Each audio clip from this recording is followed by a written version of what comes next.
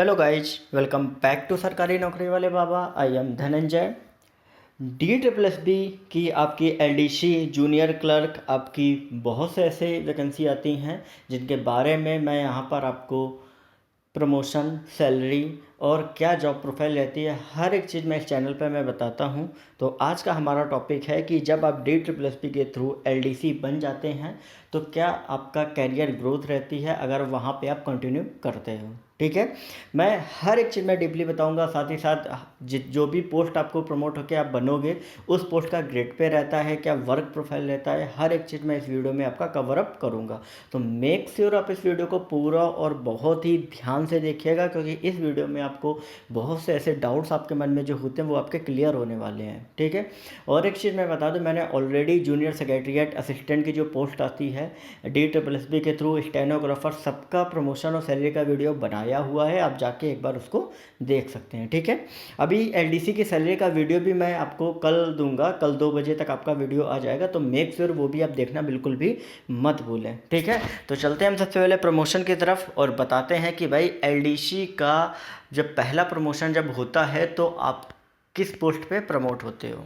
ठीक है, तो जो पोस्ट पे आप प्रमोट होते हो वो आपकी होती है अपर डिविजनल क्लर्क। ठीक है, अपर डिविजनल क्लर्क पे आपका प्रमोशन होता है जब आप LDC पे रह के 2 साल पूरे कर लेते हो तो आपका प्रोबेशन जो होता है वो आपका कंप्लीट हो जाता है।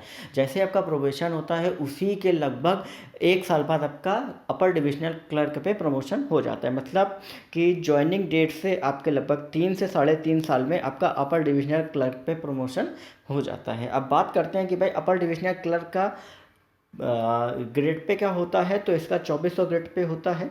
ठीक है, साथ ही साथ वर्क प्रोफाइल क्या रहती है, तो जो आपका लोअर डिविजनल क्लर्क की वर्क प्रोफाइल रहती है कि आपको टाइप करना होता है, साथ ही साथ बाकी रिकॉर्ड्स मेंटेन करने होते हैं, सेम उसी प्रकार से अपर डिविजनल क्लर्क का भी आपका सेम वही वर्क प्रोफाइल रहता है। ज़्यादा कुछ भी नहीं चेंज होता है, बस एक तरीके से आप प्रमोट हो जाते हो। ठीक है, अब नेक्स्ट जब आप अपर डिविजनल क्लर्क पे आप प्रमोट हो जाते हो उसके बाद का जो प्रमोशन होता है वो लगभग आपका 4 साल बाद प्रमोशन होता है। और ये प्रमोशन जो आपका होता है वो आपकी हेड क्लर्क की पोस्ट पे होता है। आपको पता है कि हेड क्लर्क की वैकेंसी भी आपकी आती हैं। ठीक है, DSSB की तो बहुत से ऐसे डिपार्टमेंट हैं जिनमें वैकेंसी आती हैं, तो आप चाहो तो डायरेक्ट भी बन सकते हो, अगर नहीं है तो आप प्रमोट होके भी इस पोस्ट तक आप पहुंच सकते हो। ठीक है, लेकिन यहाँ पे एक चीज़ मैं क्लियर कर दूं कि हेड क्लर्क की जो डायरेक्ट आपकी वैकेंसी आती है वो आपके कुछ अलग अलग डिपार्टमेंट में आती है। उसमें हेड क्लर्क की जो ग्रेड पे होता है वो उसमें 4600 ग्रेड पे होता है, लेकिन यहाँ पे अगर आप प्रमोट होते हो तो यहाँ पे आपका जो ग्रेड पे होता है वो आपका ग्रेड पे होता है 4200। ठीक है, ये आप ध्यान रखिएगा, बिल्कुल भी आप डिफरेंस मत मतलब कंफ्यूज मत होइएगा। यहाँ पे आपका 4200 ग्रेड पे का आपका जॉब रहती है। ठीक है, साथ ही साथ आपका जो वर्क कल्चर रहता है वो सेम बिल्कुल आपका जैसा अपर डिविजनल क्लर्क का रखता है, बस आपकी रिस्पॉन्सिबिलिटी आपकी हेड क्लर्क में ज़्यादा हो जाती है। कि हेड क्लर्क का मतलब हो गया कि अकाउंट्स के आपको सारे काम देखने हैं, जैसे इनकम टैक्स में TDS को हो गया, ठीक है, टैक्स का हो गया, इसके अलावा भी अगर जो भी आपके रिस्पॉन्सिबिलिटीज होती हैं अकाउंट से रिलेटेड वो आपको यहाँ पर देखनी होती हैं। ठीक है, और हेड क्लर्क के बाद जब आप हेड क्लर्क बन जाते हो उसके लगभग 5 से 6 साल बाद आपका जो प्रमोशन होता है वो होता है आपकी गेस्टेड पोस्ट पे। ठीक है, जो ग्रुप बी की गेस्टेड पोस्ट होती है, और ये पोस्ट आपकी कौन सी होती है, एडमिनिस्ट्रेटिव ऑफिसर। तो एडमिनिस्ट्रेटिव ऑफिसर क्या होता है कि अकाउंट सेक्शन का एक तरीके से हेड होता है। मतलब यहीं से ही आपकी सैलरी वगैरह जो होती हैं वो आपकी भेजी जाती हैं। मतलब सैलरी वगैरह का जो हेड होता है वो यही होता है। मतलब इसी के सिग्नेचर के थ्रू आपकी सैलरी जो होती है, जितने भी उस डिपार्टमेंट में लोग होते हैं उनकी सैलरी इन्हीं के इसी की सिग्नेचर के थ्रू ही आगे बढ़ती है। ठीक है, और ये जब आप 5 से 6 साल एज ए हेड क्लर्क आप बिता लेते हो तो उसके बाद इसका प्रमोशन होता है। और ये जो ग्रेड पे इसका कितना होता है, 4600 ग्रेड पे की ये जॉब होती है।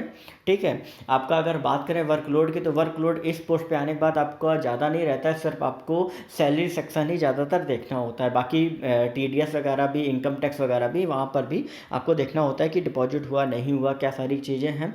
अब इसके बाद ये जो होता है ये आपका होता है एडमिनिस्ट्रेटिव ऑफिसर ग्रेड 3 होता है। ठीक है, यहाँ पे होता है। फिर इसके बाद जो जब आप इस पे बन जाते हो तो इसके लगभग 4 से 5 साल बाद आपका जो प्रमोशन होता है वो आपका होता है ग्रेड 2 का। ग्रेड 2 पे आपका 4800 ग्रेड पे हो जाता है। ठीक है। और इस 4800 ग्रेड पे होने के बाद फिर आपका जो नेक्स्ट प्रमोशन होता है वो उसके लगभग 3 से 4 साल बाद ग्रेड 1 का होता है, ठीक है। और सबसे जो लास्ट प्रमोशन है वो आपका ग्रेड 1 का ही है, क्योंकि अभी तक एडमिनिस्ट्रेटिव ऑफिसर ग्रेड 1 तक कोई भी पहुंच नहीं पाया है, सब ग्रेड 2 तक ही पहुंच के रिटायर हो चुके हैं, ठीक है।